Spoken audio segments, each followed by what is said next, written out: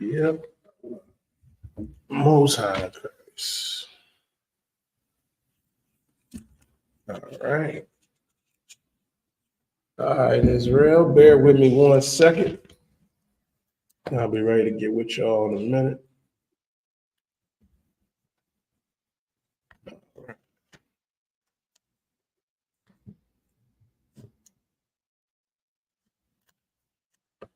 All right.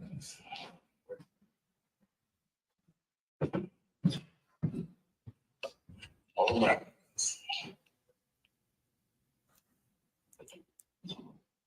All right. Shalom, Israel. Yahweh Bashem Yahshua Brakathum, Yahweh Shema Thum Bashem Yahshua. I'm priest and officer of 5,000, Yediah.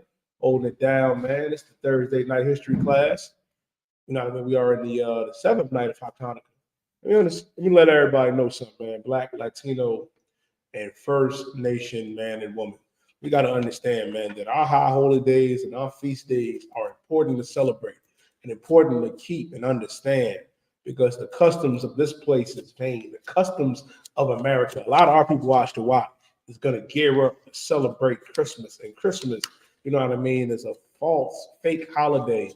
So we're going to break down tonight. We're going to go over that. We're going to talk about the little brother, little James, and how his mother embarrassed herself and him by twerking on the brother's runic. It goes to show you, man, that it just goes to show you, man, why the I.S.U.P.K under Commander General Yohanna is needed, man. It's definitely needed, Ashtawa. And why we got to separate ourselves from the oppressor, from America, and from their mindset. We've been in this place. We always say 400. It's going over 500 years, Ashtawa. And we've been in this place, been in this captivity. And why it's important for us to actually separate from this place and this mindset, this mentality. I'm going to show you that in the Bible first. If y'all got any questions, Facebook, YouTube, TikTok, I'll answer your questions tonight. Type them in. But first, let me get the book of Leviticus chapter 20 and verse 26. Leviticus 20 and verse 26, biblical show.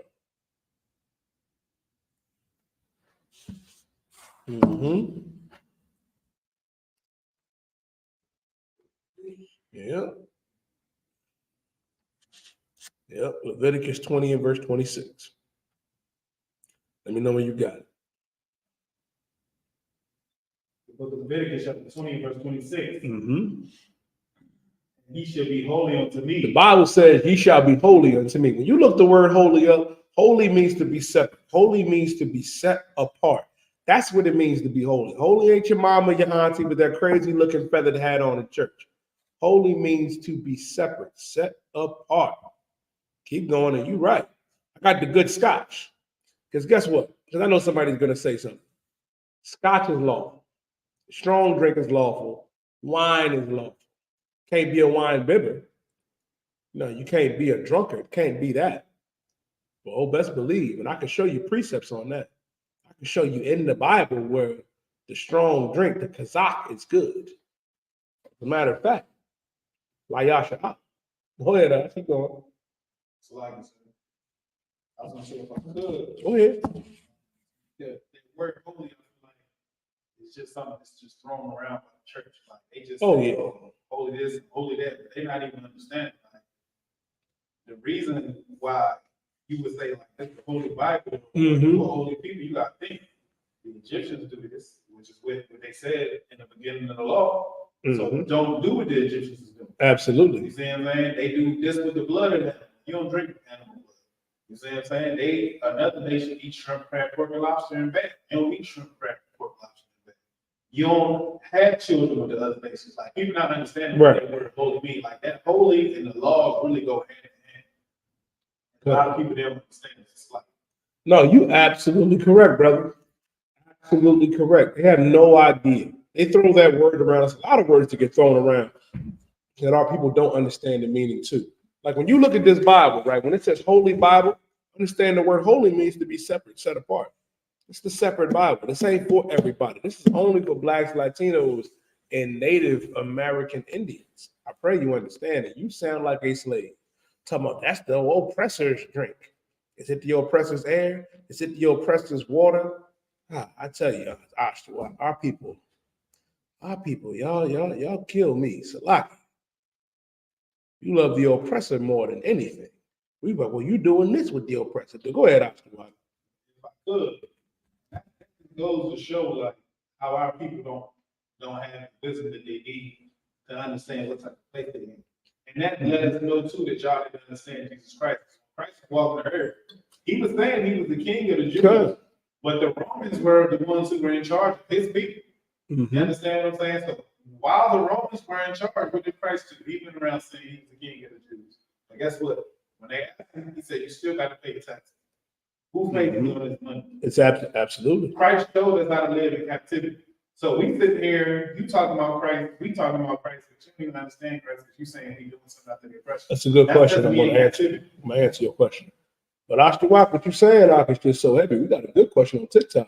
The oppressor asked, you know what I mean? Wants to learn more about the 12 tribes. I'll break the 12 tribes down for you. But keep going, Oscar. What? It says, for I, the Lord, am holy, and have severed you from other people. Now, the Lord severed us from other people. To go into the question, Esau asked about, you know what I mean, the 12 tribes and to learn more about it. Now, this is when we were coming out of Egypt, where the Lord is only dealing with the children of Israel from Judah all the way down to Isupk. Now, you got Judah, who is the so-called Negroes. You know, you got Benjamin, who are the so-called West Indians, the West Indian brothers and sisters over there in the islands, like Jamaica, Trinidad and Tobago, Guyana, you know what I mean, St. Lucia. The Haitians, who are the tribe of Levi. The Dominicans, who are the tribe of Simeon. You have the Puerto Ricans, who are the tribe of Ephraim. You have the tribe of Manasseh, who are the Cubans. You also have Naphtali, who is from Argentina, you know what I mean, to Chile. Zebulon, who is Central America, you know what I mean, from Panama, you know what I mean, to Guatemala to Panama. You also have Gad, who is the North American Indian.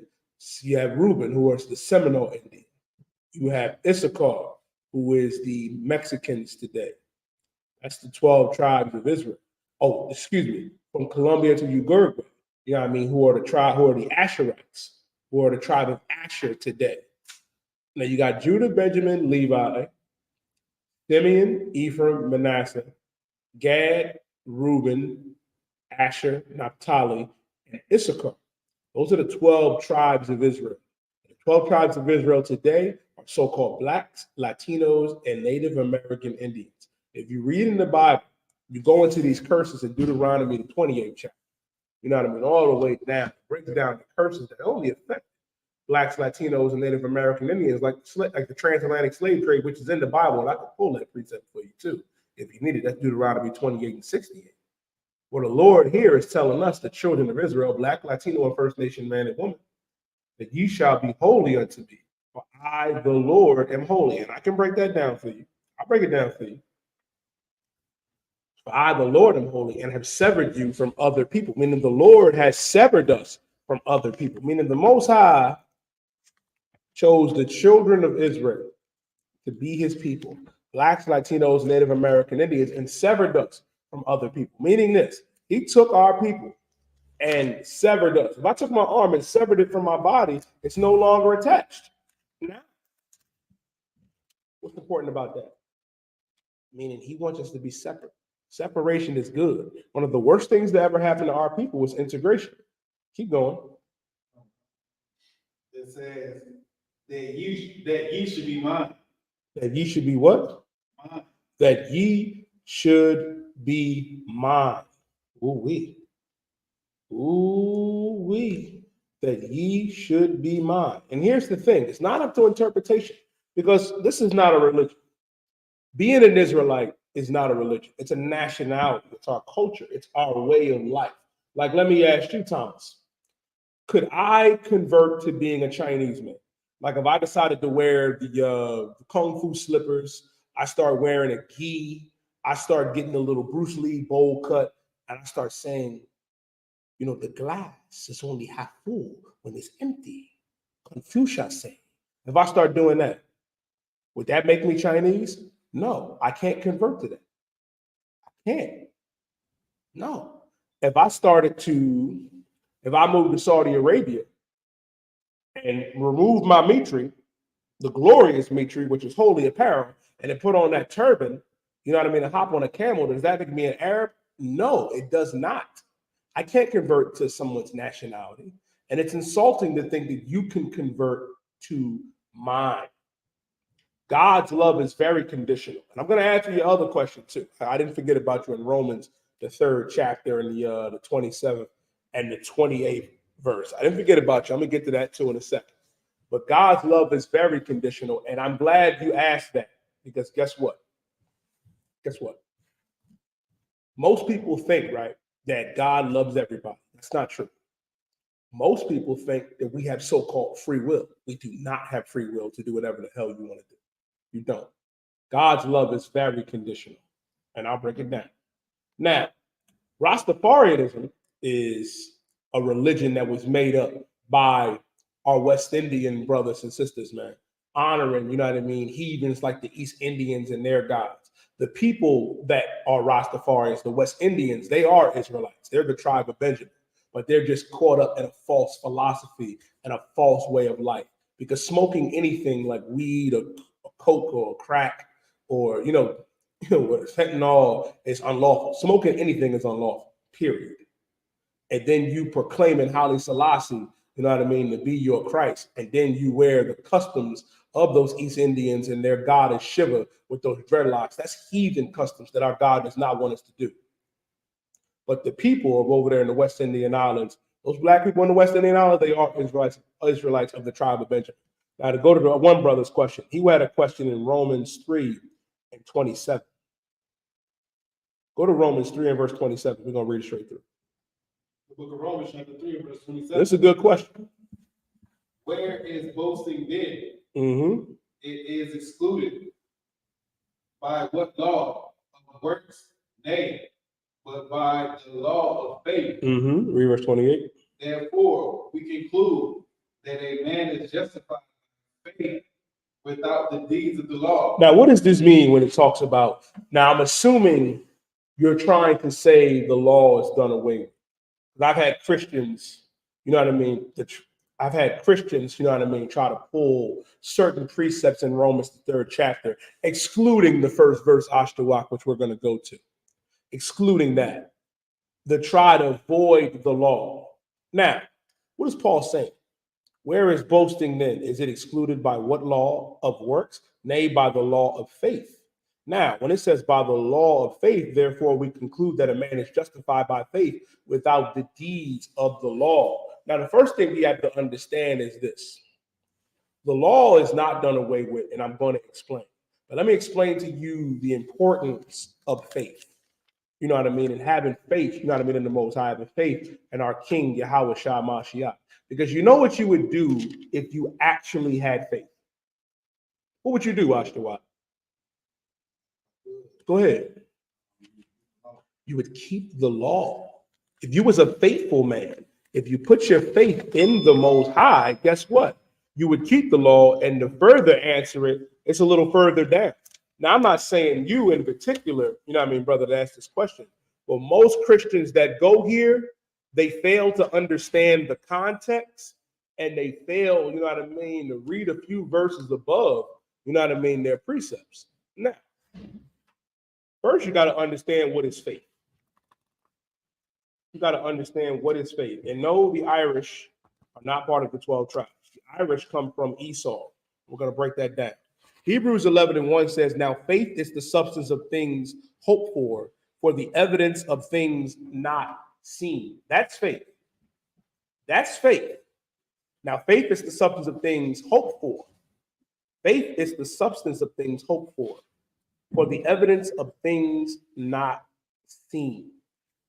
Now, what does that mean? I'll explain it to you. Because a lot of you claim to have faith and you don't.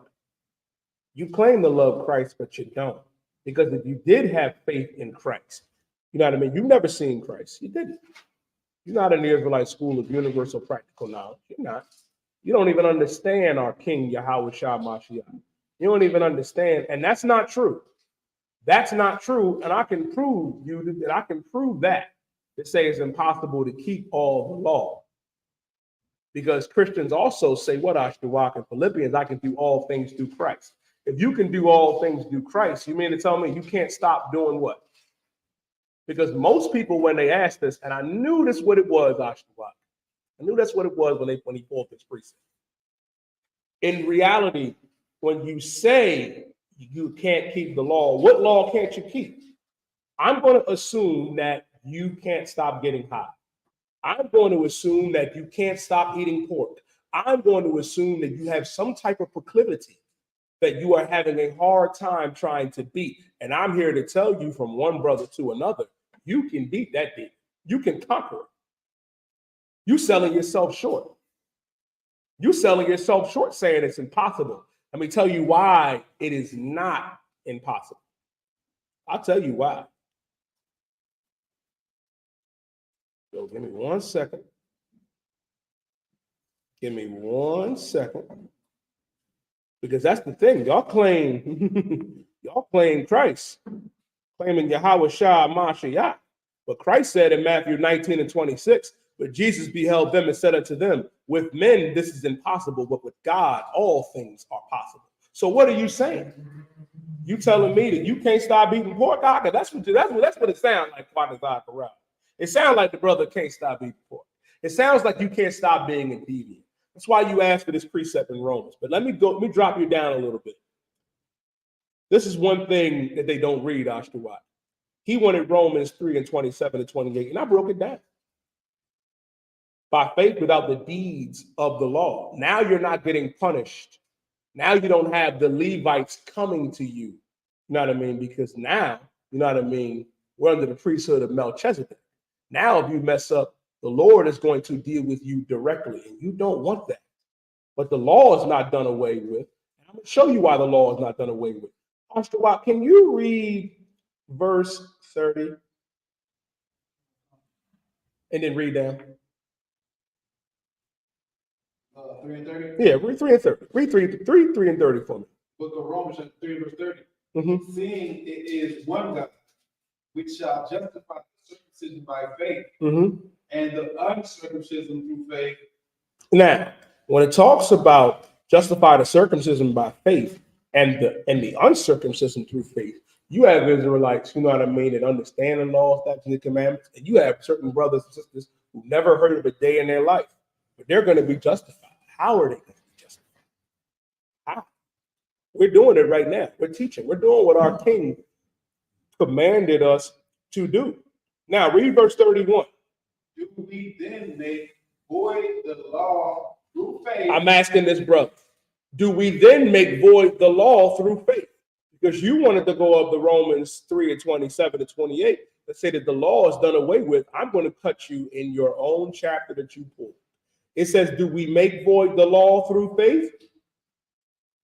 Read it again from the top. Do we then make void the law through faith? Do we then make void the law through faith? So are we supposed to give the law away? Stop keeping the law, statutes, and commandments and just go off of faith? Keep reading. God forbid. God what? Forbid. God forbid. Read on.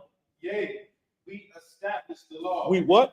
Establish the law. We establish the law. It says, do we then make void the law through faith? God forbid.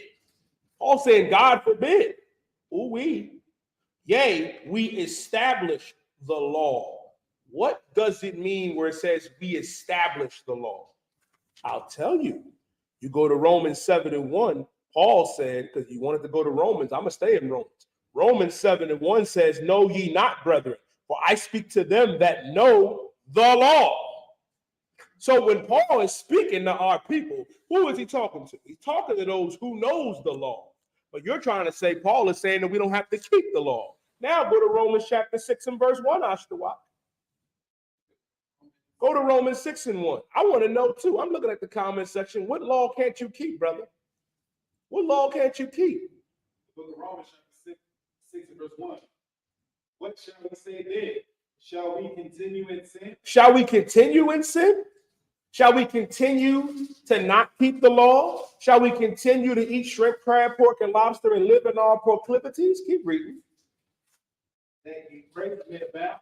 That grace may abound? Go ahead. Forbid. God forbid. It says, what shall we say then?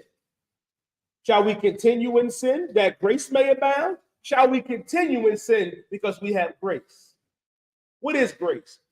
I'll tell you what a grace period is. If you're behind on your electric bill like myself, ain't no shame in that. A lot of y'all behind too. Guess what? You call them up and they give you a grace period to pay that bill. We're in the time of grace where it doesn't mean you can't keep the law. No, now it's time to start keeping it. Now it's time to put that weed down. Now it's time to stop celebrating Christmas and stop celebrating Christmas and start celebrating, you know what I mean, the feast of Hanukkah.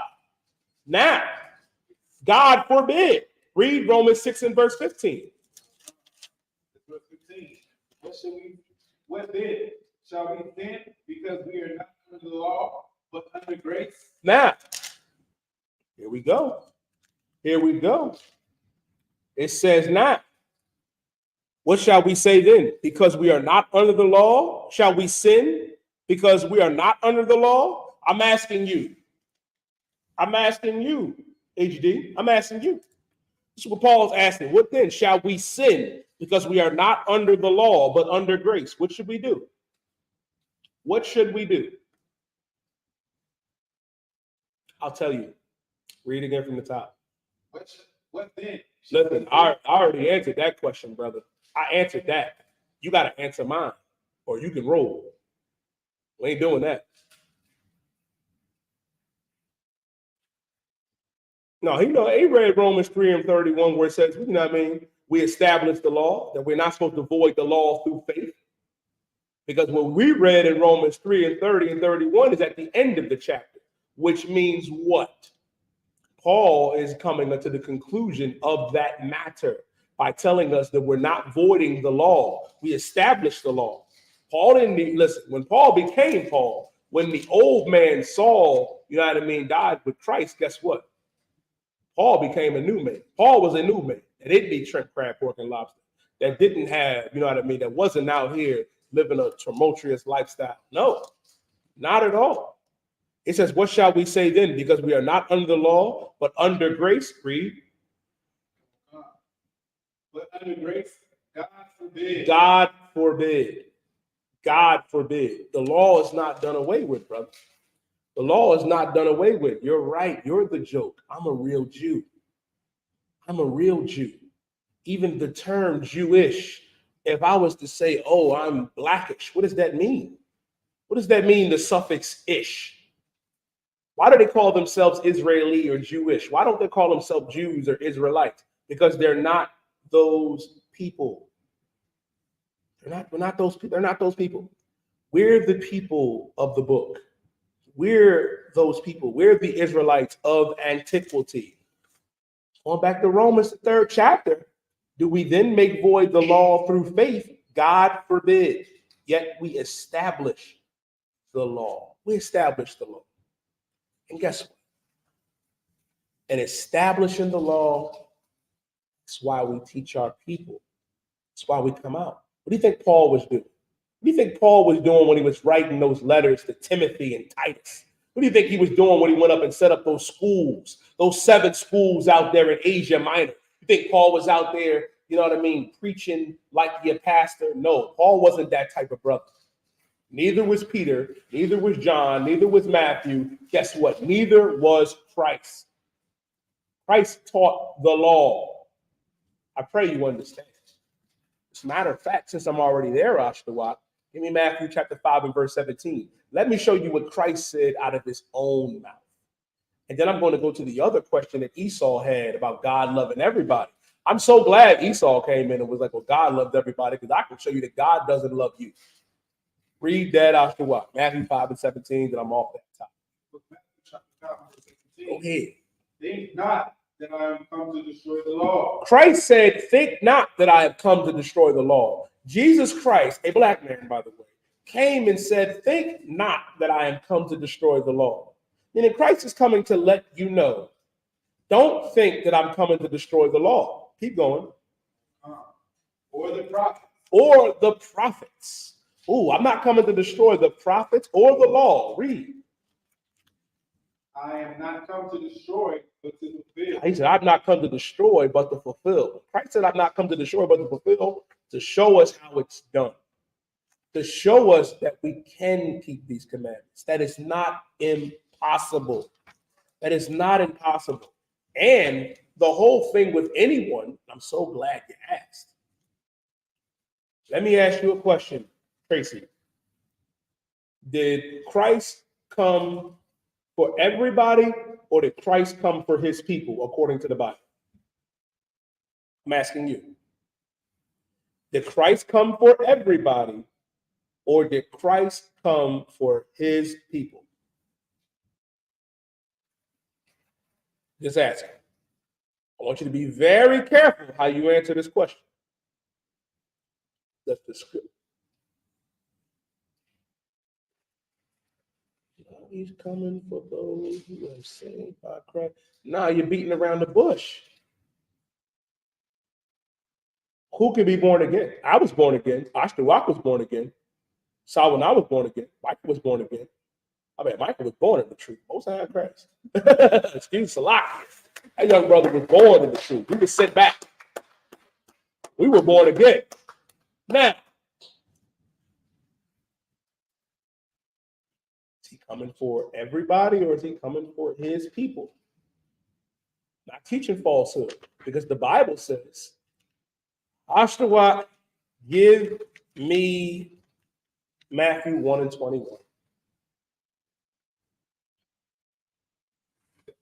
Matthew 1 and 21, not just Judah, Benjamin, Levi. Show me that. Because your bloodline is everything. Your bloodline is everything. Who your father is everything. Because if you're an oppressor, you can't be saved. And I can show you that. I can show it to you in the Bible. I can show you that God hates you. Now, let me Matthew 1 and 21. Matthew chapter 1 and verse 21. Read it. Matthew chapter 1 verse 21. Now, this is the Bible. We're in the book of Matthew chapter 1 and verse 21. Keep going.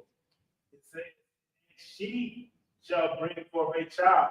And she shall bring forth a child. Ooh-wee.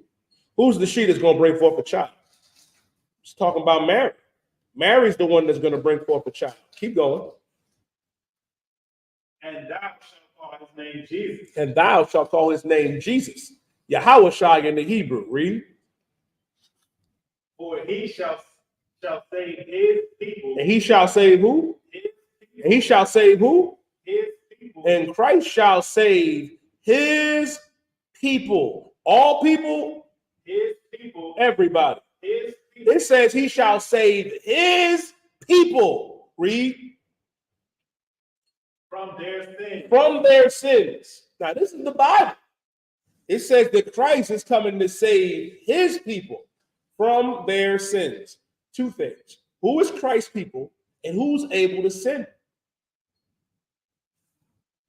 Because sin is transgression of the law. Who was the law given to? The law was given to Israelites, Blacks, Latinos, and Native American Indians. He's coming to save us from our sins, not you. He's coming to save me, not you. We still got to get right, though. Don't get me wrong. Black, Latino, First Nation, man and woman, we got a lot of work to do. We got to get right. But go ahead, Ash. Go ahead. And to show you that it's not falsehood, show your precepts. I gave you Matthew 1 and 21. I gave you Matthew 5 and 17. I gave you Romans, the 3rd chapter. I'm going to give you Acts 5 and 29 and 30. I can give you Acts 10. I can give you Matthew 10 verse 5 through 7. I can go on and on and on. Scriptures say to prove all things. If I'm a liar, prove me to be a liar in the Bible. That's what I thought. That's what I thought. Crickets. Go ahead, Ash. Amos 3 and 1. Hear this word that the Lord has spoken against you. And here's the thing. What sin did I commit? Ain't that something the devil accusing me of sinning? The devil accusing me of sinning. The devil, the oppressor. El hombre blanco es el diablo. Where is that where it says all who worship? Because that's not in the Bible. It doesn't say that, and I promise you that. Where does it say all who worships? It doesn't say that. It doesn't say that. I pray you understand. Go ahead. It says, hear this word that the Lord has spoken against you, O children of Israel. This is the word of the Lord that's spoken against you, O children of Israel. Read. Against the whole family which I brought up from the land of Egypt. This is Amos, the 3rd chapter, in the 1st and 2nd verse. Keep reading. Go ahead. Even in this first verse, when it says Israel, and it says it brought out the land of Egypt, Mm-hmm. he was with the Israelites, but he wasn't with the Egyptians. Yeah. So that's a clear cut case. That Exactly. God shows the people at this time. Exactly. It says, brought up from the land of Egypt, saying, Mm-hmm. You only have I known. You only have I known. And let me tell you something. Sis had a good question in the comment section. She asked the question about this stick. You see this right here? You see this staff? This staff, you know what I mean, has the names of our forefathers on it. You see that? In the ancient, I know you can probably see it. And they got the Hebrew. So what would happen is you would have to come up, you know what I mean, and state your registry. And there'd be 2 priests up here. And if you could not state your registry, who will? It was a rough day for you. You got to come up, you know what I mean, and state who you are. I'll give you an example for myself. I am Yediah ben Yehoiada ben Yasha'ala, Yediah, son of Judah, son of Israel. If you don't know, you're Esau. It's a lot. It's a lot. If you ain't know your pedigree, your registry, then you was messed up in the game. Hope that answers your question. Esau is the so-called oppressor, the white man, who is the devil that the Bible speaks of. That is Esau. That is Esau. Ooh, I'm so glad you pulled that precept. I'm so glad you went there. I'm so glad you went there. I.S.U.P.K. He think he cut me with John 3:16. I'm going to break down John 3:16 for you. I'm going to break that down for you in a second because you don't understand it. I do, but you don't. And by the end of it, you're going to know. Go ahead, Ash. People always ask for the John 3:16 breakdown. And that's the only scripture that they really ever try to pull. But they cannot answer the list of other scriptures that we pull. Like Yes. you can say John 3:16. But what we read right now literally says, you only have I known out of all the families on the earth. That's literally what it says. You only have I known of all the families of the earth. So what does that mean? What does that mean? What does that mean? It means you only have I known of all the families of the earth. And he's talking to Israelites. And the thing is, Christ is going to back this up. Because one thing I discovered about Christians, Officer Ashtawa, Officer Kwatazar Karad, you got to walk them down. They don't read. They don't. They don't read. And I'm going to break it down for you. And I'm going to break it down for you. Ashtawa, let me break this precept.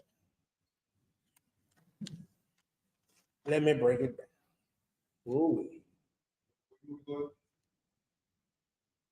Ooh, wee. Yeah. It said, go to the Israelites. That's what it said.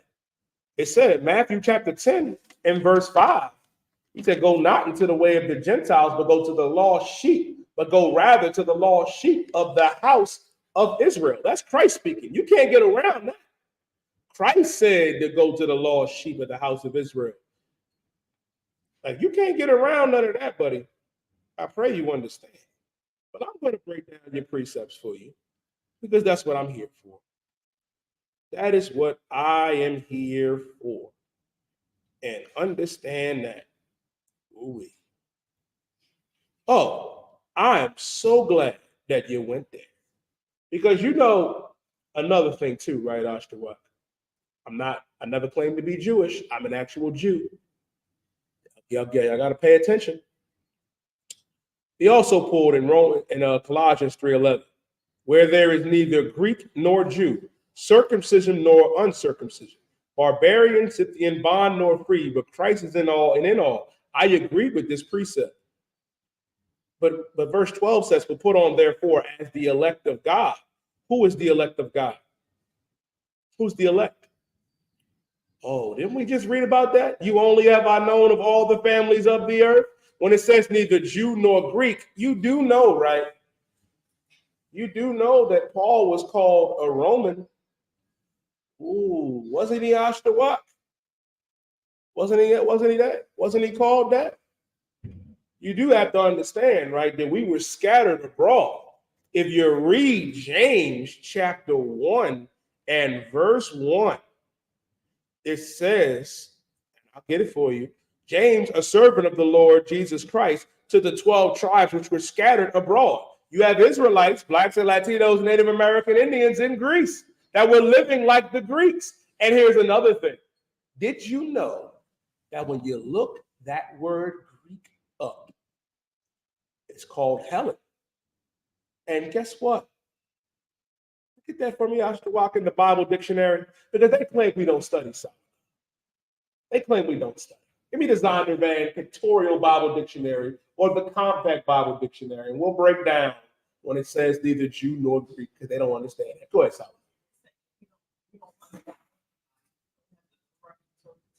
Exactly. They say, and that's the one that kills me. Interpretation. When I'm reading it straight through, telling me, oh, I'm confused. I'm not confused. You're right about one thing. I am brainwashed. I'm gonna tell you why. Because my brain used to be very filthy. My brain was filthy before I came into the I.S.U.P.K. So you're right. My brain has been washed. I pray you understand. Also, goddamn, Esau, you even proved my point. Cornelius was an Israelite. Now they'll say, but he was of the Italian band. You'll think he was an Italian. Let me ask you this, dummy. Are there not black men that are in the United States military? Are there not black and Hispanic men and women that are in the Air Force? Are they oppressors? Are they white? No. Just because Cornelius was in the Roman military does not make him an oppressor. I pray you understand. I pray you understand. But let me get that. Give me Hellenist. It says Hellenist, Greek, who spoke Greek, a term used specifically of Jews. Of who? Of Jews. Of who? Of Jews. Of Jews. So these Hellenists, which is Greeks, they were who? Of Jews who made Greek their tongue. You had Israelites that made Greek their tongue because they lived in Greece and they spoke Greek. So what are you talking about? So when it says in Colossians, there's neither Jew nor Greek, there's not. And also the better one to pull, the one I prefer, is in Galatians. When it says neither Jew nor Greek, bond nor free, talks about this. Doesn't matter your background. You know what I mean? If you were an Israelite that lived in Greece or Thessalonica, you know what I mean, or in America. Because you got Israelites in Mexico. You got Israelites in South America. You got Israelites, you know what I mean, over there, over there in the Ukraine that are dodging Putin, shiesty right now, dodging Putin. Goes to show you, man, that you can come back in this truth. And that's a lesson that Paul, that Paul, you know what I mean, had to let Peter know. Because there was a time, right, that if you wasn't from Jerusalem, you was considered to be an outcast. You wasn't even considered to be Israel. Go ahead, I.S.U.P.K. I'm going to get to you in a second, Sour. I'm not an Israeli. I never claimed to be an Israeli. I'm an Israelite. I'm an Israelite. I'm not an Israeli. If I could, like they asked the first precept when talking about the circumcision because of what feast day is. Oh, we're going to go to it. Get two precepts real quick. Please. It's First Maccabees chapter 1 and verse 1. And it happened after that. Alexander, son of Philip. Who is Alexander, son of Philip? We reading out of the Apocrypha. Who is Alexander, the son of Philip? Who's that Macedonian? Go ahead, Solomon. Yes, he is an Edomite. You ever heard of Alexander the Great? That's the same one. That's the same one.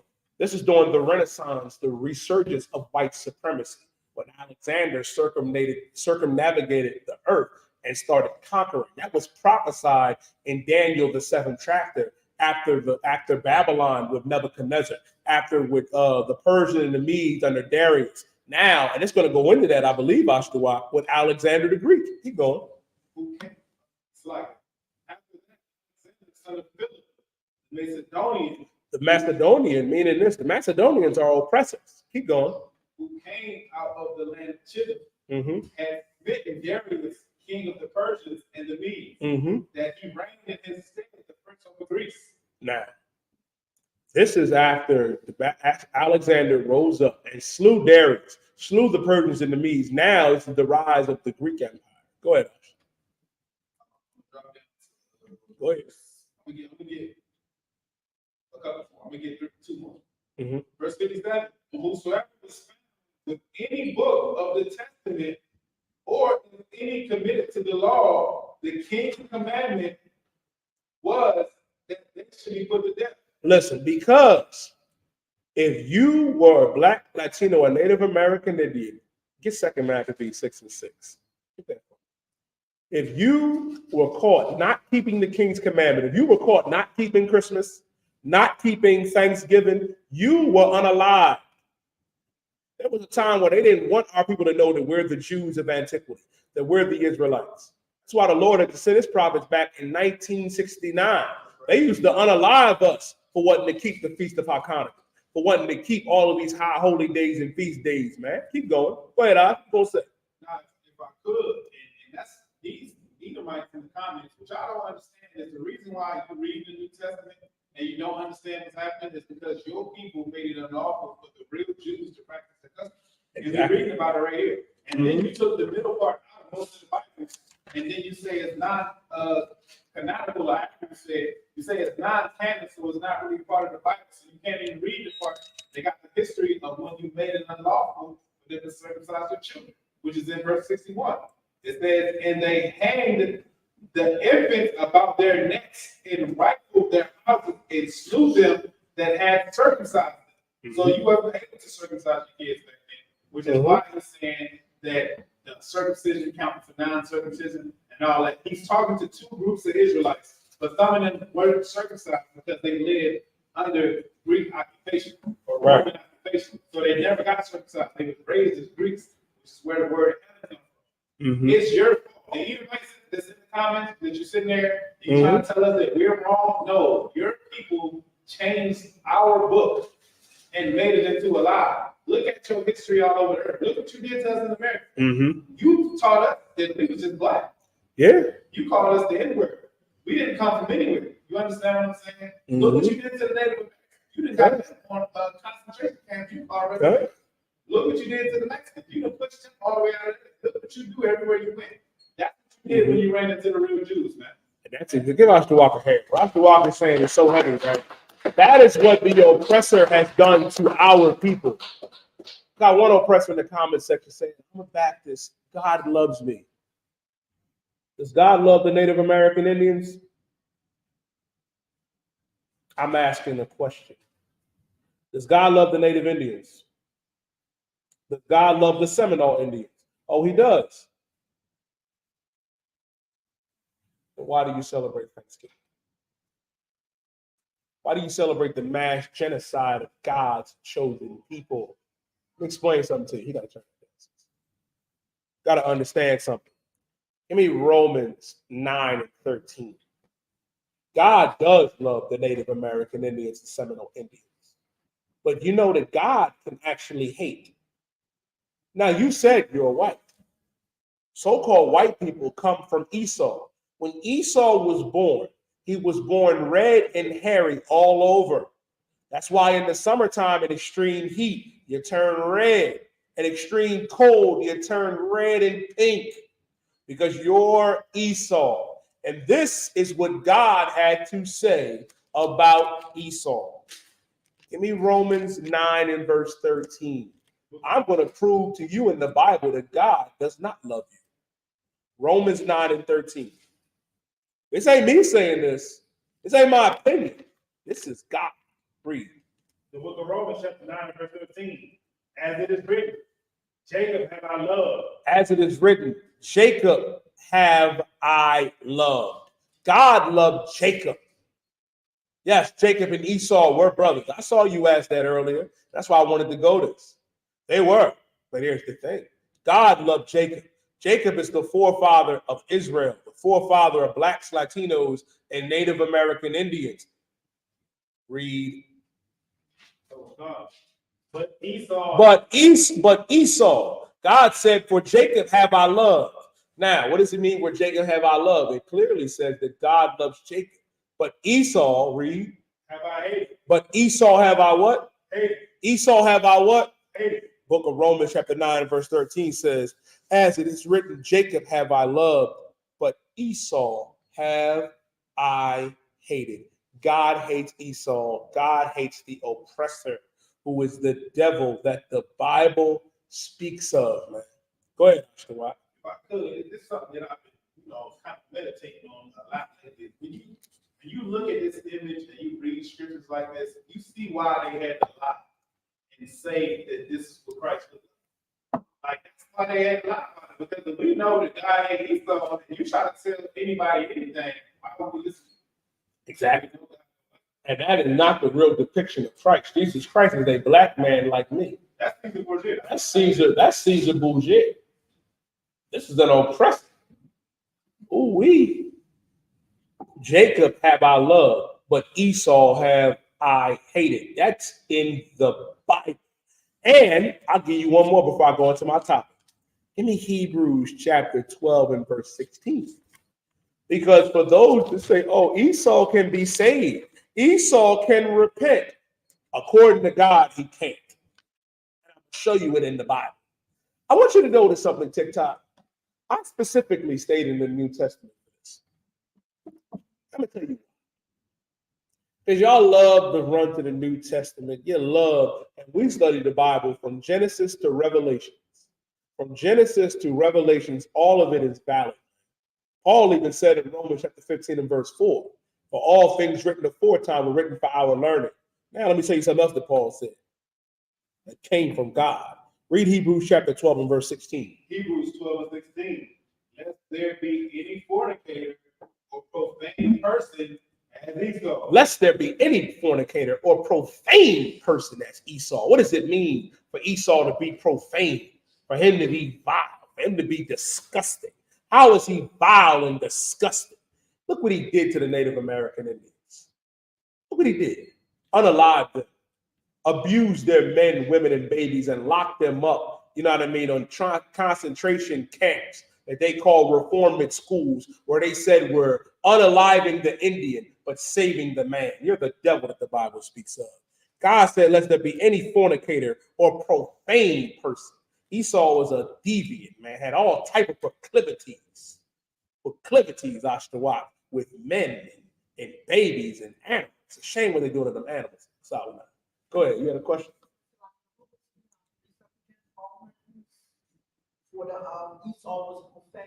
Oh, Hebrews chapter 12 and verse 16 and 17. The book of Hebrews 12 and 16 and 17. Go ahead, Ashtawat. Esau is so wicked, and he chose a wicked man to be the son of God. Like that man right there is a wicked man. That show called the Borgia, you can see some of the evil that they were doing, but that was the evil bastard. And y'all chose him to be the son of God. And they didn't try to choose a good Edomite. They chose the wickedest Edomite they can find, and they're here. This is my son, be in power, this is the son of God. Yeah. And it goes to show you how much they hate us. Now he's talking about you're profound in hate. God can hate. I read it to you in Romans 9 and 13. God said he loved Jacob and hated Esau. Ecclesiastes chapter 3 and verse 8. A time to love and a time to hate. A time of war and a time of peace. God is very capable of hate, young man. I pray you understand. And God hates you. It's okay. You ain't never heard it before, but just understand. God hates you. He loved me though. He loved Ashtawat. He loves Salman. Nah, he loved Mike. I pray you understand. Don't be hating. And listen, I'm actually going into why God hates you. Because you are a profane person. Profane. That's what Hebrews 12 and 16 says. Lest there be any fornicator or profane person as Esau. There's never been a greater deviant than the oppressor. Let me tell you how much of a deviant the oppressor is. I go on Twitter, I don't even know why the hell I go on Twitter. I go on Twitter and I see this oppressor, Adam 22. Man, he out there with his wife, auctioning his wife off. He's a fornicator, man. He's a profane monster. His wife for business, for sale. God damn. Can I say that? Being nice, she not for sale. God damn, Esau is profane, and he a fornicator. Go ahead, Oscar. What? What you bringing up right now? So even when Captain Sorry, I've been on those jumpers, he cannot control himself from saying homosexual things to the brothers. And they just cringe every time he says them. That's one part. Then it's their culture to want to see another man live with a woman and be swingers and do all types of nonsense. That's you know y'all know. I don't know why y'all act like that's not y'all know. We've been saying that's your culture. so long since we was children. That's their culture. You know what I'm saying? It's like, Nah, man, I ain't listen, man. I don't want another man. I don't want another man with my wife or one of my wives. God damn.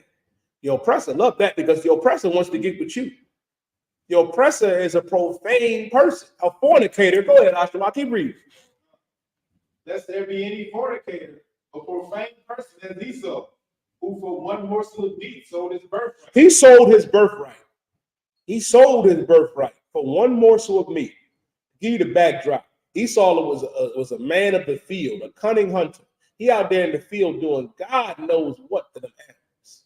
Like, this is the thing I don't understand. I can only imagine our forefather Jacob just watching. Looking at Esau like, he ain't right. There's something wrong with our brother, man. He out there unaliving all the animals. He not bringing nothing back to eat. Could you imagine? Esau come back from the field doing God knows what to them animals. You know what he does to them pigs and them sheep and the cattle? He abused them. He's a fornicator. He come back talking about, Jacob, I'm hungry, man, feed me. And Jacob joking with him was like, man, some of your birthright. Esau like, man, he said, man, what good is it if I'm getting ready to die? When your birthright is to be unalive for, man. Be unalive for. And he sold his birthright for one morsel of meat. Jacob ain't tricking him out of it. He sold it so Esau could eat some red pottage. What is red pottage? To eat stew, raw stew. Let me ask you something, Esau. How you like your stew? How you like your steak? How you like it? You like it nice and bloody, don't you? You know a delicacy for them sour knives, for them to eat their steak. You know what I mean? Raw and bloody. I saw an oppressor one time. He kept sending his steak back. He said, you keep cooking it. I said, what? What? Since I was appalled, I said, I was on a date too. I said, what the hell? You talking about you keep cooking my steak? I said, God damn, Esau. He said, take the blowtorch, break it a little bit, and then bring it out to me. I said, you keep cooking it. Saying you don't even want it cooked. Like, God damn, I don't know why. Like, am I tripping? He didn't even want it cooked. He can go eat it just like that. If you go on TikTok right now, right, you'll find videos of oppressors, Caucasian people eating raw, ready blood meat, having a good time with no seasoning.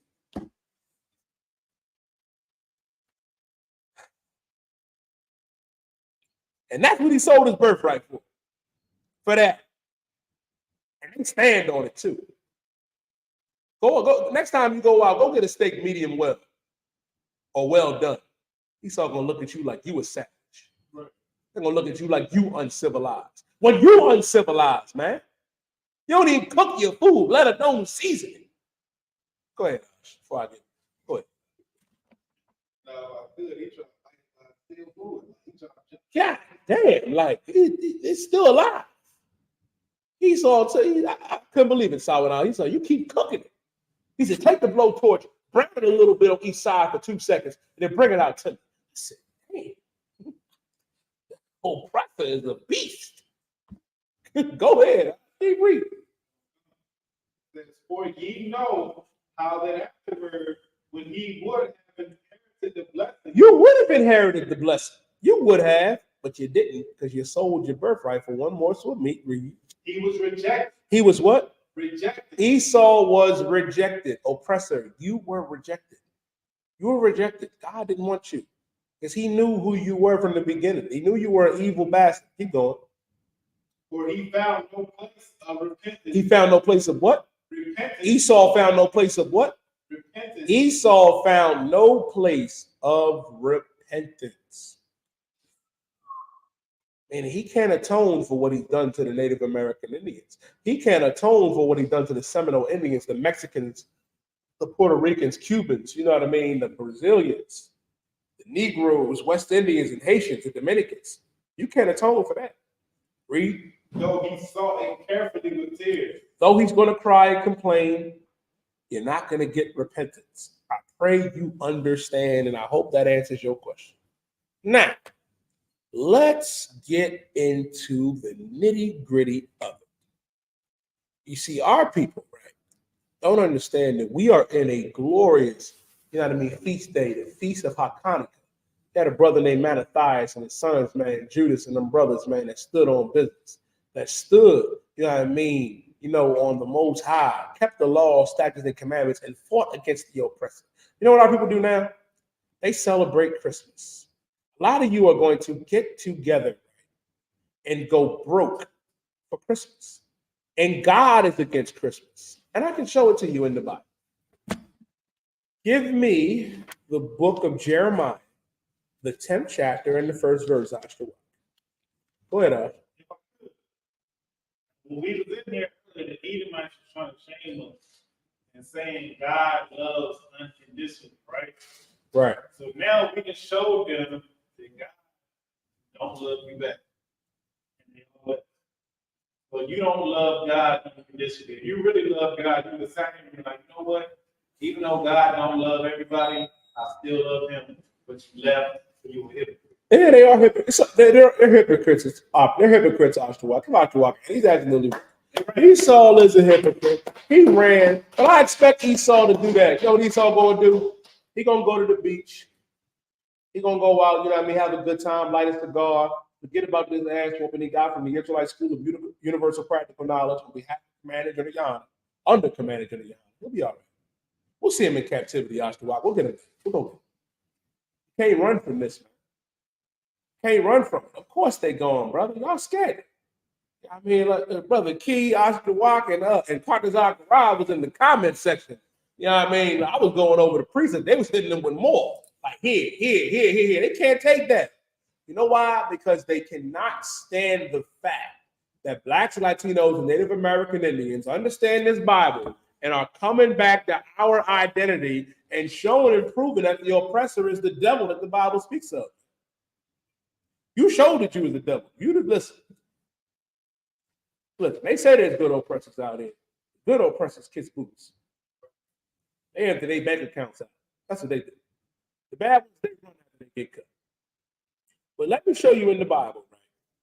To show you first that Christmas is unlawful. Then we're going to go into the Feast of Hanukkah. Give me Jeremiah chapter 10 and verse 1, Bubba Kashaw. The book of Jeremiah, chapter 10 and verse 1.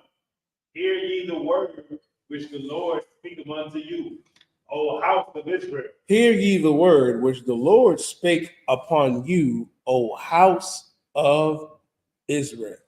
Meaning the Lord is talking to who? The children of Israel. That is who the Lord is talking to. Keep reading. Thus saith the Lord, learn not the way of the heathen. Learn not the way of the heathen.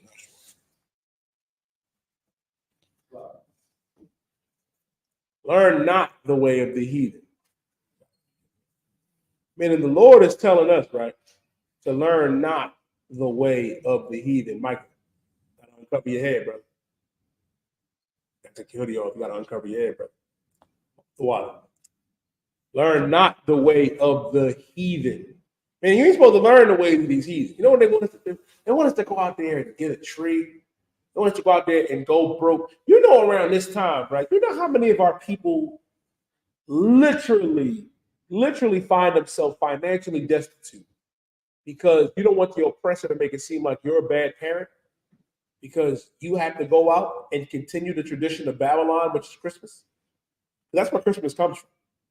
Oh, it comes from the Romans and Saturnalia, but it has a deeper root. It goes all the way back to Babylon that I'm going to break down to you. Keep reading.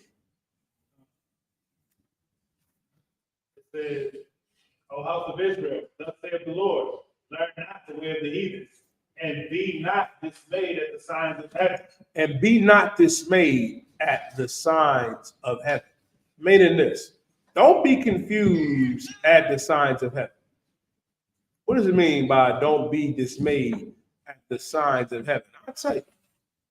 Don't be confused. Don't look up. Don't. A lot of y'all get caught up in them zodiac signs. Y'all know who y'all are. You get caught up in nonsense. And let me explain something to you. The more you get caught up in that garbage, you're going to further be confused. You're going to further be confused, man. Like a lot of y'all are basing compatibility, you know what I mean, with a brother or with a sister, you know what I mean, or when you were born. When that has nothing to do with anything. Has nothing to do with anything. Like, astrology has nothing to do with who you are and your personality. You got to stop with that nonsense. Don't be confused at the signs of heaven. Don't be looking up at the sun, moon, and stars and trying to get a sign. Don't do that. Go ahead, Oscar. Good. Like, it's gonna be the advice you don't want to hear is be quiet sometimes and have control over it. Absolutely. You're gonna meet somebody that's perfect. They sun, moon, stars, and all the planets align in a way where you can talk to this person, and guess what? It don't work out. You 50, it's still work. Yep. Asking somebody what's their sign, you 50 years old. It's a lot. Yeah. Absolutely, man. No, absolutely. And let me tell you something, which is so heavy about what you just said, Oscar Watt. Was so heavy about what you just said. You think, you know what I mean, you can go off the oppressor's norm. But our God is telling us, learn not the way of the heathen. You got to get that out your mind. Like the oppressor had you believe, right? A lot of you sisters, man, you'll fumble a good brother because of that. A lot of you brothers, you'll fumble a good sister because of that. Trying to follow the norm of the oppressor. We can't do that, man. We can't. Not at all. You got to keep doing what our God said to do, brother. Keep going, Ash. What you were saying was so heavy. For the heathens are dismayed at them. For the customs of the people are vain. The custom of the people are vain. Meaning this, when the Lord said the custom of the people are vain, what custom is he talking about? What custom is he talking about? I'll tell you. The customs of the heathen, meaning whatever the heathen is doing, it's vain. Let me tell you something about how evil this place is. The things you do that the heathen do, God is saying is vain. Our people get caught up in the nonsense. You get caught up in the garbage. Keep going. It says, for one cut up a tree out of the forest. For one cut up a tree out of the forest. Now you're going to get together and you're going to cut a tree out the forest. Go ahead.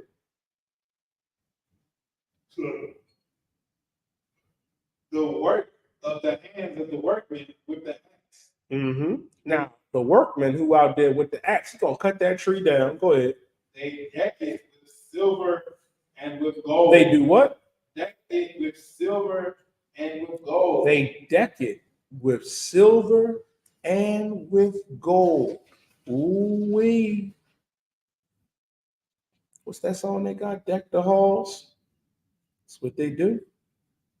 They deck it with silver and gold. Now you go out and cut that tree down and get decorated with silver and gold. You know why you decorate it with silver and gold? Because it's actually a custom that stems all the way back from ancient Babylon. When Nimrod walked the earth, who was a hunter on the earth, who was a heathen, you know what I mean, that African Nimrod, guess what? When he was unalive, his mother, Semiramis, who was also his wife, it's a lot to TikTok. It's a lot. His mother / his wife, Semiramis, decided to create a new vain custom to where they got the evergreen pine tree because it grew all year round and decided, you know what I mean, to have a custom where if you didn't come and present gifts to that pine tree that they lied and said the Nimrod spirit lived in, they would behead you, cut your head off, and put your heads on the tree. And then the rest of you would have to come and bow and put your gifts and tribute under the tree. That's Christmas.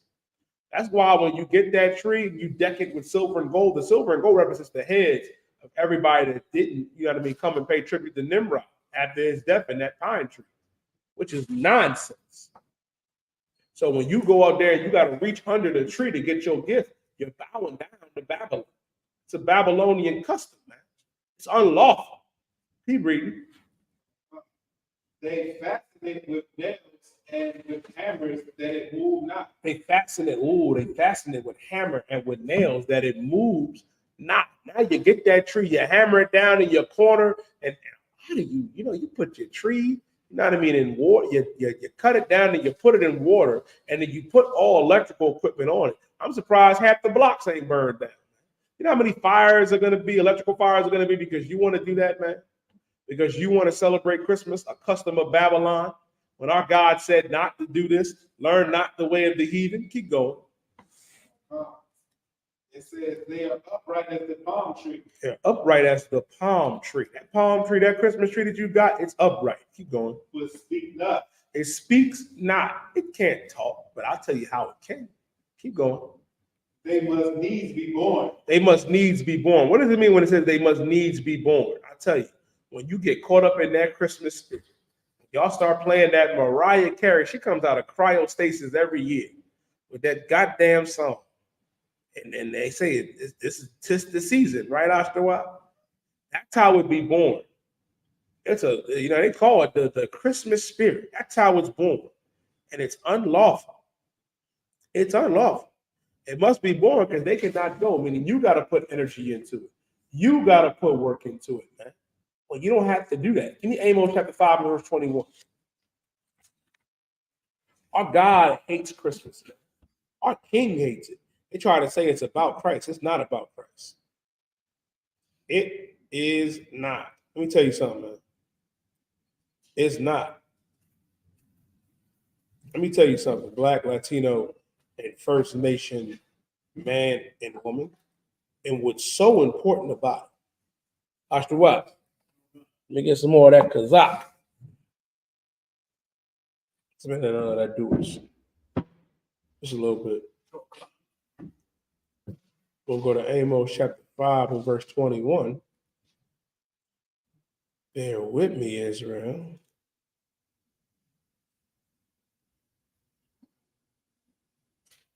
Bear with me.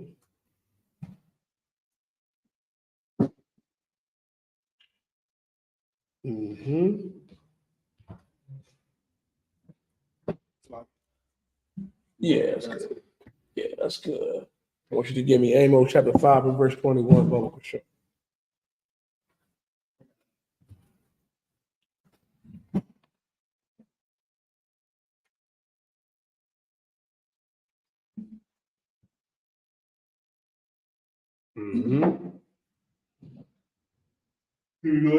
Yeah, Amos 5 and 21, Bubba, for sure. The book of Amos, chapter 5, verse 21. I hate. The Lord said, what? I hate. What? The Lord said, I hate. This doesn't mean where it says the Lord says, I hate. I'll tell you. When it says I hate, meaning the Lord can hate. And Esau in here talking about, oh, God can't hate. God can very well hate. Keep going. I despise your feast days. I despise your feast days. The Lord despises your feast days. Keep going. What does it mean by your feast days? Your Thanksgiving, your Christmas, your New Year. That's what God hates. Keep going. And I will not smell in your solemn assemblies. And I will not smell in your solemn assemblies. Meaning this, that Christmas ham and all that other garbage, that turkey on Thanksgiving, all them holidays, God hates that. God said, I hate and I despise your feast days. Keep going. It says, though ye offer me burnt offerings and your meat offerings, I will not accept it. Though you offer me burnt offerings, meat offerings, I will not accept them. Meaning the Lord is not going to accept them, man. The Lord ain't with it, man. Let me tell you something, man. There was a sister and her sons, man, to paraphrase it, to go into it a little bit. There was a sister and she had 7 sons. And guess what? They stood stiffly for the Most High. They were unalive, chopped up and placed in, boiling water because they didn't want to eat pork. And you got dummies in the comment sections talk about, We can't keep the law. We can't do it. It's impossible. To show you how weak our people have become, I.S.U.P.K. It is very possible. Very possible. You can do it. I pray you understand. Like those excuses don't fly no more. Now is not the time for excuses. That's why when you go to any UPK school, the moniker is no excuses. There are no excuses. Put the swine's flesh down. You got brothers, they came to Mattathias, and we're gonna go to that, man. Give me First Maccabees, right? Let's go to First Maccabees, the second chapter, I.S.U.P.K. No, First Maccabees. Yeah, First Maccabees 2. We're going to Mattathias, man. Mattathias is a righteous black man. Let me tell you something. Man, they came to Mattathias. They wanted him to fold. They wanted him to fold, and he didn't fold. I brought it out earlier, man, when Alexander, the Greek, the Macedonian, when they came, you know what I mean, and took over, guess what? They started to push their customs. That if we didn't keep theirs, we'd be unalive. But Mattathias stood stiffly. His son stood stiffly for the Most High. We're going to go into First Maccabees chapter 2 and start at verse 1. First Maccabees 2 and Start at 1. the book of First Maccabees, chapter 2, verse 1. Go ahead. In those days arose Mattathias, the son of John, the son of Simon, a priest of the sons of Jorah, from priest, Jerusalem, and dwelt in Bodin. Go ahead. And he had 5 sons.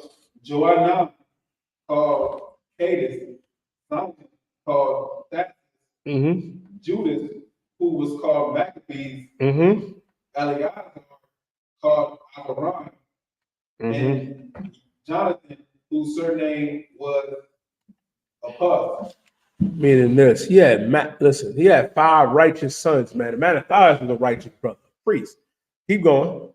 And when he saw the blasphemies that were committed in Judah, he saw the blasphemies that was committed. Saw our people transgressing our God and the commandments, man. Saw wicked things amongst our people. Let me tell you something, sidebar, right? Did y'all see what happened with that young brother, Lil James, man, and that one brother, Runic? And it was shameful, man. Runic, this guy, it's a Northern Kingdom brother. I believe he's from the tribe of Ephraim. Some TikTok famous brother, you know what I mean, who was dancing with Lil James' mom. Lil James' mom, they had a formal gathering, formal party. And Lil James' mom, Lil James is another little TikToker that make little videos. His mom is twerking on Runic for everybody to see. And the young brother come up and he run. He's pushing his mom off the brother, embarrassing him. The brother had tears in his eyes, trying to defend his mom's honor, but his mom had no honor for herself. Like when it talks about the blasphemy that was committed in Judah and Jerusalem, you see that today. Brothers living alternative lifestyles, man, living, you know what I mean, the lifestyle of the heathens, man, of the oppressors, caught in their proclivities, living, the lifestyle of women, you know what I mean? What's the word, I.S.U.P.K? We don't get cut off.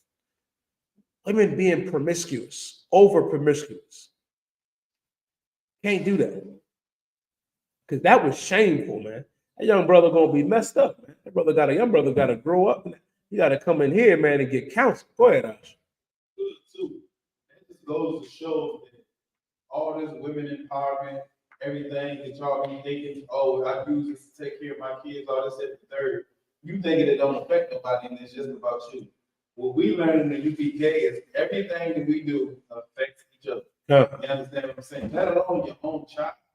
Just like men today are trying to tell women that we prefer y'all to be covered up, and y'all got other men that pay y'all to show everything for however much you're charging on your website or whatever is going on. You want to have a choice if you want to continue to be disrespected or you want to be respected, but you are destroying yourself and your children and the community.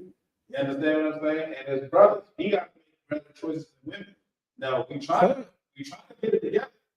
You see, Lil James felt like his mother dishonored him. The brother started crying. I can't even watch the video. How shameful it was. It hurt me, man. Right. You know what I'm saying? And you got to think, you are honored in your son's eyes. If you was dancing with his father, he would have got the whip. You understand what I'm saying? But you dancing with some random cat in front of your kid, in front of everybody, he looking at you like, Mama, what the hell is you doing? You know what I'm saying? Like, yes, son don't want to hear that. Mama gotta have like too. Where's the daddy? Huh? You understand what I'm saying? We gotta start building these families and keeping these families together. Otherwise, we gonna continue to be an investment to our kids and to our nation, man. Listen, we dysfunctional like that. And what's so heavy about what Ash is saying, right? He said something that was heavy. It's like, where the young brother father? It's like, damn. It's like, and that's why, like, I thank the Most High for the Israelite School of UPK, because we raising up righteous brothers and righteous sisters, man. The black household is together here. That Hispanic household, Native American and Seminole Indian household is together. You know what I mean? And you got some sisters out there that ain't doing that. Let me tell you something, that clip made me think, I know my mother in the world, man, but it made me think the Most High that my mother wasn't outside like that. You know what I mean? That's what they trying to say. Oh, she has a life too. The hell does that mean? What the hell does that mean? That shit was embarrassing, actually. Watch some of mommy gotta have a life too. Don't mean you get to be promiscuous.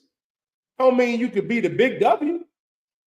What is the big W? The big D? It was, listen, the big WHORE. You can't be that. I can spell it right after a while. I'm just saying.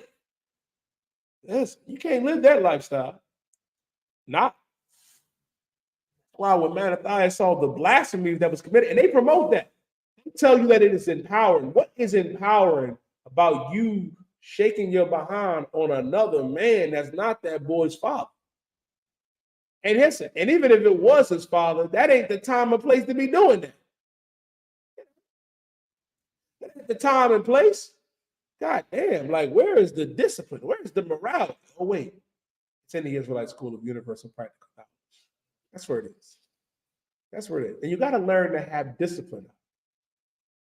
Just that you got to have discipline. I understand. I get it.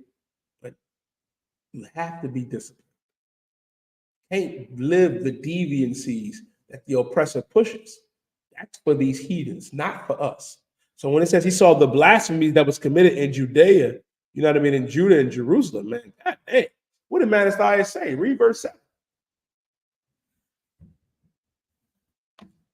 Verse 7, he said, woe is me, wherefore was I born to see this misery of my people and of the holy city. He said, woe is me that was born to see the misery of my people. Mattathias was vexed by this, man. He was vexed by seeing the misery of our people caught up, you know what I mean, celebrating these holidays of the oppressor, living the lifestyle of the Romans, man. It's a precept where it says, well, we left the custom of our fathers and preferred the custom of the Greeks. That's why you won't make a sci-fi. That's why you're wearing purple, looking as alternative lifestyle as you can be. Of the alphabet L's and the G's and the B's and the T's and the Q's. Caught up in that, man. When our God don't want us to be that. Keep going. It says, I know I'm tooting the line out the walk. I'm tooting it. I'm walking it. Keep going. and of the holy city, and to dwell there, when it was delivered into the hand of the enemy, and the sanctuary into the hand of strangers. Listen, it was delivered into the hand of the enemies and the sanctuary in the hand of strangers, man. That's why when you see this Magun Dawadah, y'all be like, oh, that's that Molech. It's Molech, you Dawa. What are you doing? It's evil. When you don't know Hebrew, this is David's name in the Hebrew. The Magun Dawadah. This is David's signature. And it was delivered unto the hands of them that hate us, man. The precept is in Ezra, where it says, and worst of all, the seal of Zion has lost their faith. She's delivered into the hands that hate us, and to our enemies, specifically in the Amalek, man, who's the devil that the Bible speaks of. Keep going. It says, her temple is becoming as a man without glory. Man, the temple has become a man without glory. Keep going. Her glorious vessels are carried away into captivity. Listen, they carried away our glorious vessels, our menorahs, man. Yeah, I mean, these Dawadahs. Jeremiah had to hide the Ark of the Covenant. He had to hide it. And it just goes to show you, man, They carried our gold away. That's why when it says in Isaiah, the door is going to be open continuously because they got to bring all that back. We got to get our lick back, Ashtawa. They got to give all that back. The get back coming. I pray you understand the get back is coming.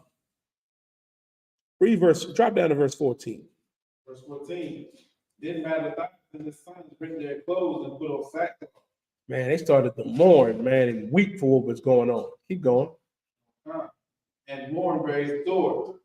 In the meanwhile, the king's officers, such as compelled the people to revolt, came into the city of Modin to make them sacrifice. Listen, now what happened was this. Now, this is what happened. They came and they was like, all right, Manathias. They said, all right. They came and they was like, listen, we need to talk to you. Keep going. It says that when many of Israel came unto them, Mattathias and his sons came together. Then answered the king's officers and said to Mattathias on this wise, thou art a ruler and an honorable and great man in this city. They told Mattathias, thou art a ruler, an honorable and a great man. Why are they gaming him up like this? Go ahead, Ash. Good.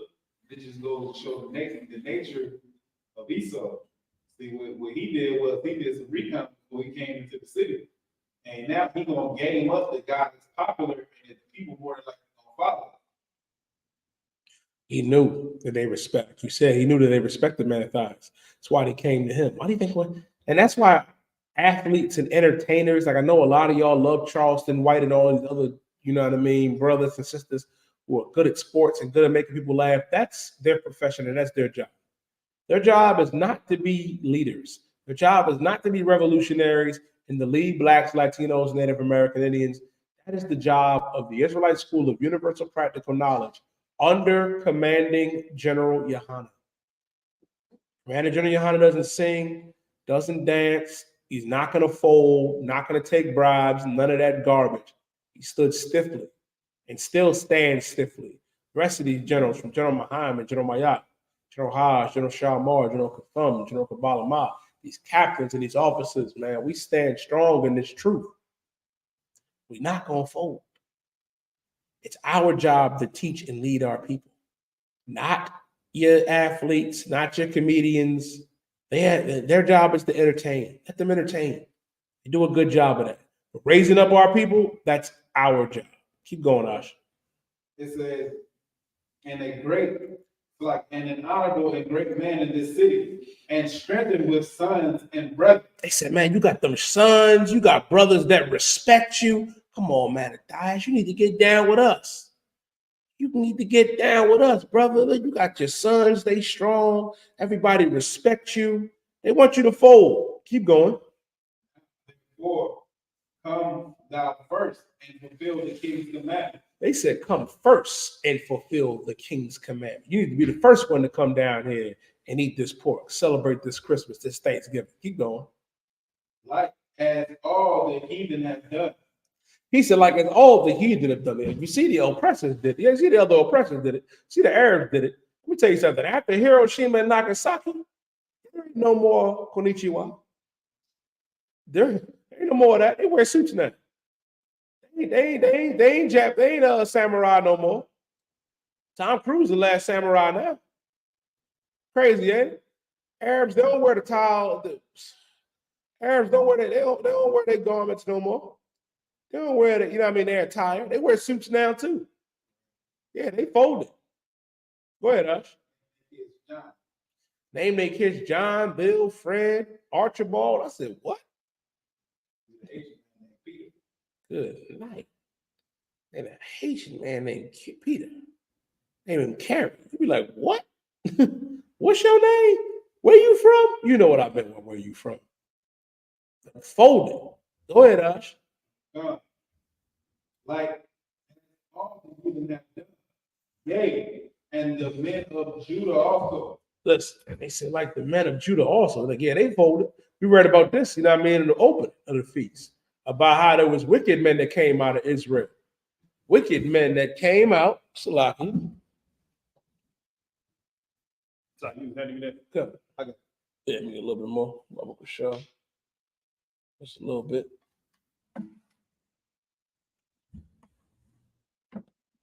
Now,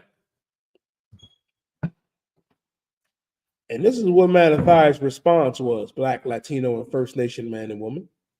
Because when they said, be there, they said, now therefore come thou first and fulfill the king's commandment, like as all the heathen have done, and ye the men of Judah also, such as remain at Jerusalem. Meaning the rest of the brothers that stayed, they doing it. Why aren't you doing it, Mattathias? You need to come and get down with it. It says, so shalt thou and thy house be in the number of the king's friends.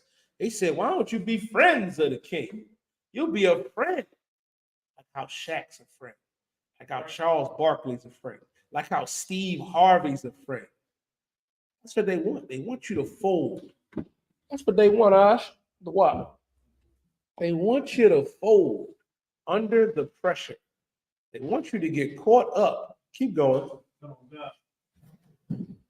It says, and such as remain at Jerusalem, Mm-hmm. so shalt thou and thy house be in the number of the king's friends. Man, come and be friends with the king. Come and be the first to eat this pork. Go ahead. And thou and thy children shall be honored with silver and gold. Woo! You'll be honored with what? Silver and gold. You'll be honored with silver and gold. Come get that silver and gold, man. Come and get down. Come and take this bribe.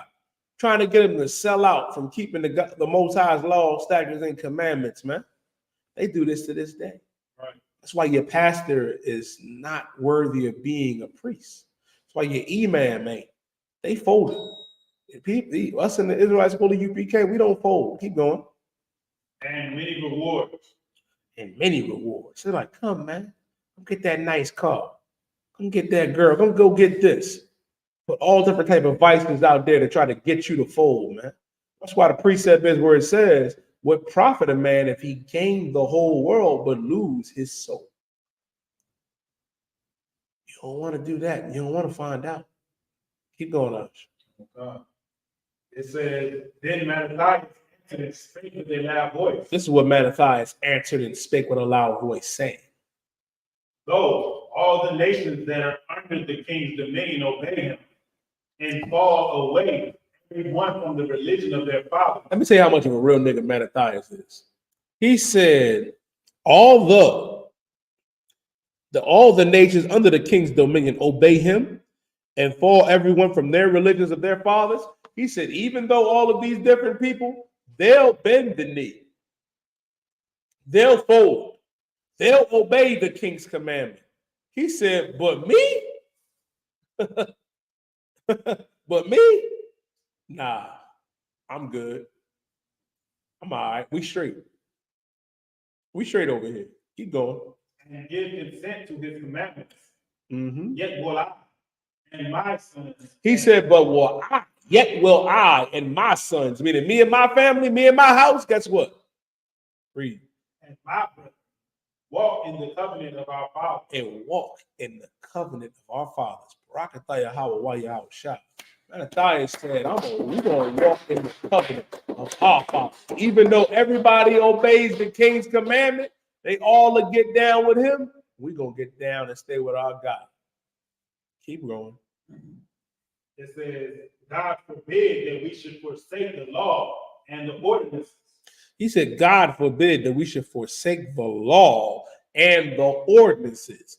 Let me tell you how heavy that is. Mattathias said, God forbid that we forsake the law and its ordinances, man. We not about to forsake our God's commandments, man. We ain't about to celebrate Christmas and Thanksgiving. That's dead. We ain't about to do that. We not. We can't fold, man. And let me tell you something, man. The Lord has a hell of a way of punishing our enemies, man. Of punishing them. And I want to go over how one of our enemies was punished. Because the ruler at that time was Antiochus. You know how the Lord dealt with Antiochus? I tell you. Give me 2 Maccabees chapter 9 and verse 5. Let me show you what the Lord did to this heathen king because they tried to come up against us. Because they tried to come up against our people, man. Let me show you what the Most High did to this heathen king. Read 2 Maccabees 9 and verse 5, biblical show.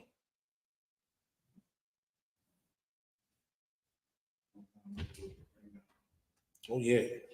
This is the God we serve. You said 9 and 2 Maccabees 9 and 5. the book of 2 Maccabees, chapter 9 and verse 5. But the Lord Almighty, the God of Israel, smote him with an incurable and invisible plague. The Lord smote, you know what I mean? The Lord, by the Lord Almighty, the God of Israel, Shema Yasha'ala Yahweh, Alahayana Yahweh Akkad. The Lord dealt with Antiochus, smote him with an invisible and incurable plague. Invisible plague. Ooh, who is that? What's that invisible plague? I pray you understand the Lord can smite you with something vicious, something. I'm trying to tell you. Listen, that's why Donald Trump was talking about we're fighting against the invisible enemy, learning more about him every day. You know who the invisible enemy is to the oppressor in Trump? It's our God, Yahweh, the God of blacks, Latinos, Native American Indians, man. Keep going. For as soon as he had spoken these words, a pain of the bowels that was remediless came upon him, and sore torments on the inner parts. Oh, he got an incurable plague, man, where it was messing with his bowels. His bowels. You know, your bowel movement is something rough right there. The Lord smote him with the pain of bowels that was remediless came upon him, and the sore torments of his inward parts. Could you imagine getting a stomach virus that was like that? Ooh-wee. Ooh-wee. And he still was prideful. He still was prideful. Drop down to verse 9. Verse 9. So that the worms rose up out of the body of this wicked man. And while he lived in sorrow and pain, his flesh fell away. Listen, he started to decay. God damn, that's a rough situation. You imagine you decaying? Could you imagine worms popping out your flesh? Keep going. His flesh fell away, and the filthiness of his smell was noisome to all his army. Listen, they be like, man, you can smell the king coming, man. I don't know what the Lord did to him. They did something vicious to Antiochus. Keep going, verse 10. And the man thought a little afford he could reach to the stars of heaven. No man could endure to carry for his intolerable state. His intolerable state. Ooh-wee. Ooh-wee. I pray you understand. He had a stink to him, brother, that was rough. I can only imagine how bad that smell must have been. But that's the God you messing with, man. The Lord could really destroy you. I pray you understand. The Lord could really get in your world, man. That's why you got to understand, man. The Lord can truly, really deal with our enemies in the worst way possible. I pray you understand. That's why, as the Lord's chosen people, as blacks, Latinos, Native American Indians, we got to understand. That's why we keep these customs. That's why we keep Hanukkah. If you go to 1 Maccabees chapter 4, verse 40 and 52, it says, now on the 25th day of the 9th month, which is called the month of Caslu in the 148th year, they rose up to bedtimes in the morning, and they offered sacrifice according to the law, and upon the new altar, burnt offerings which they had made.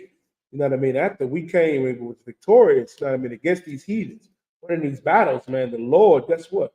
You know what I mean? Mattathias' righteous sons, man, Judas Maccabeus. You know what I mean? Them brothers was saying, reading on down, it says, look at what time and what day the heathen had profaned it, even as it was dedicated with songs and cisterns and harps and cymbals. Then all the people fell upon their faces, worshiping and praising the God of heaven, who had given them good success. And the Lord is the one that gave us good success against our enemies, because we came back to our God. So I hold Romans 8 and 31. Hold that.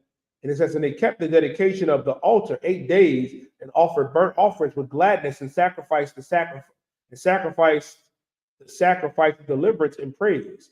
They decked also the forefront of the temple with crowns of gold and with shields, and the gates and chambers they were renewed and hanged upon the door. That's why every year we renew, you know what I mean, the school, get new dawadas, new menorahs, everything, man, upgrade. That's what we're supposed to do around this season.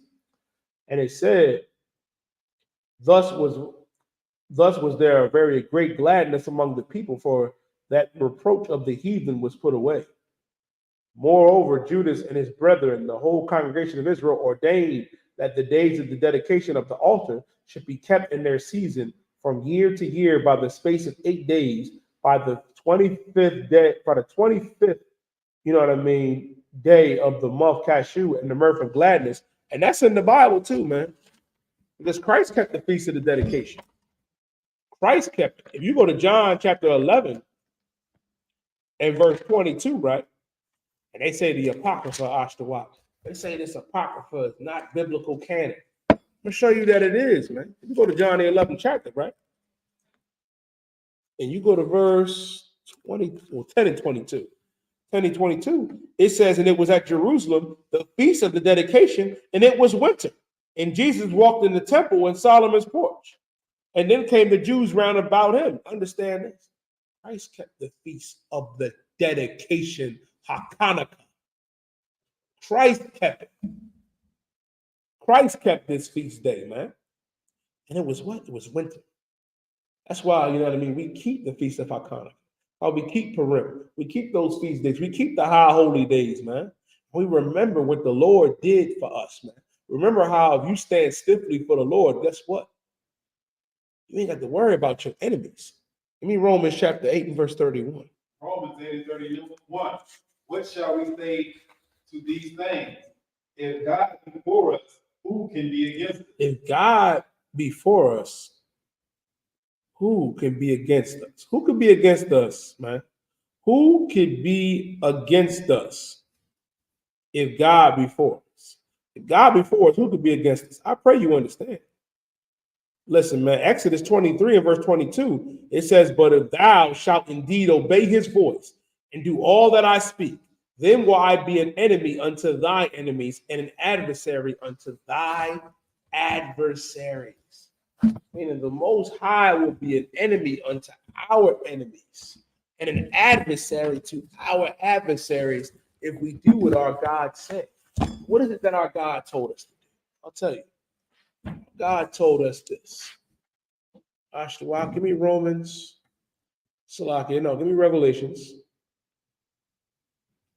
Chapter 18 and verse 4. Book of Revelation, chapter 18 and verse 4. And I heard another voice from heaven saying, come out from my people. Our God told us to come out of her, my people. Come out of America. Stop celebrating Christmas. Stop celebrating Thanksgiving. Stop celebrating these feast days of your oppressor. Keep the feast of Hanukkah, the feast of the dedication. Keep Purim. Keep the Passover, which is going to be in Durham, North Carolina. Keep the feast of unleavened bread, man. Keep going. That ye be not partakers of her sins. That ye be not partakers of her sins. Don't be caught lacking.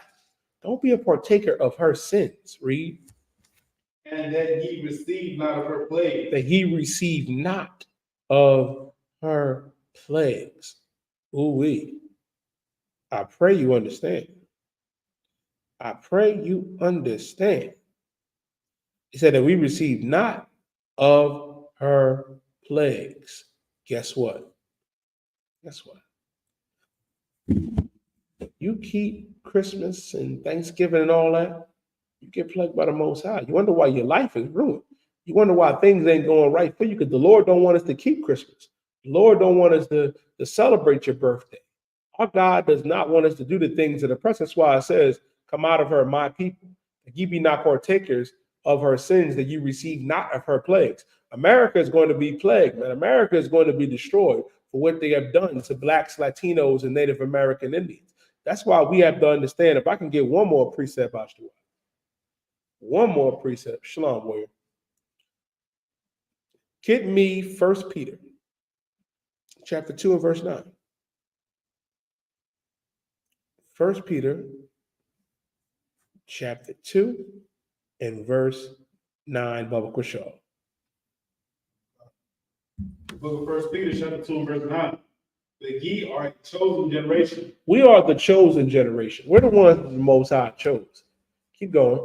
A royal priesthood. A royal priesthood. This royal priesthood has always been the Israelite school of universal practical knowledge under command of General Yohanna. This is that royal priesthood, man. Not the fake Israelites that masquerade in purple. Not the fake Israelites, you know what I mean, that are in the basement doing whatever. You are not a priest of the Most High unless you come into the Israelite school of universal practical knowledge, man. and go through the necessary steps and becoming a priest. I pray you understand. Keep going. And a holy nation. A holy nation. Holy meaning separate. A separate nation. Read. And a peculiar people. A peculiar people, meaning a special people. Keep going. That ye should show forth the praises of him who have called you out of darkness into his marvelous light. You've been called out of the darkness and being called into his marvelous light. Meaning you're being called out of the world and being called into this truth, man. Listen, you were called to come out of America, to stop celebrating Christmas, to stop celebrating Thanksgiving and these other wicked holidays, man. To come back into this truth, to keep these laws, statutes, and commandments. Revelations 14 and verse 12 says, for here is the patience of the saints, for those that keep the commandments of God and the faith of Jesus Christ. You got to have faith in our King and keep these laws, statutes, and commandments. And the only way to do that is to come out of the darkness of this world and come into the Israelite school of universal practical knowledge. With that being said, I am priest and officer of 5,000 GEN.YAHANNA. I want to say the water to everybody that tuned in. You know what I mean? I want to big up Commander General Yohanna, man. Tune in to Black Watch every Monday, man. Every Monday, Commander General Yohanna goes live. Monday from 9 p.m. to 11 p.m. and on Wednesdays, 9 p.m. to 11 p.m. and on Saturdays from 9 p.m. to 11 p.m. Tune in, you know what I mean, to the Ask Ye the Prophets by 12 Shield General Mayaka Allah. Ask Ye the Prophets. You got any questions, whether it's biblical or just a question on your life or whatever, man, hit up General Mayak, man. Send your questions in to AskYeTheProphets@gmail.com. Ask Ye the Prophets every Wednesday, 11 a.m. to 1 p.m. Tune in to 12 Shield General Hazayun. Let a Hebrew speak. Let a Hebrew speak from every Monday from 10 a.m. to 12 p.m. Tune in to Cross the Line Radio with Captain Katazar every Thursday night, 10 p.m. to 12 a.m. You know what I mean? My big brother, priest and captain of 13,000, Gadol Hall and them brothers. My big brother, Thubawan, man. You know what I mean? And Karatazar and Malakma and them brothers, man. Out there in the West Coast, One West Radio, tuning to them brothers. With that being said, I'm going to pass the class over to priest and officer Ashtawa.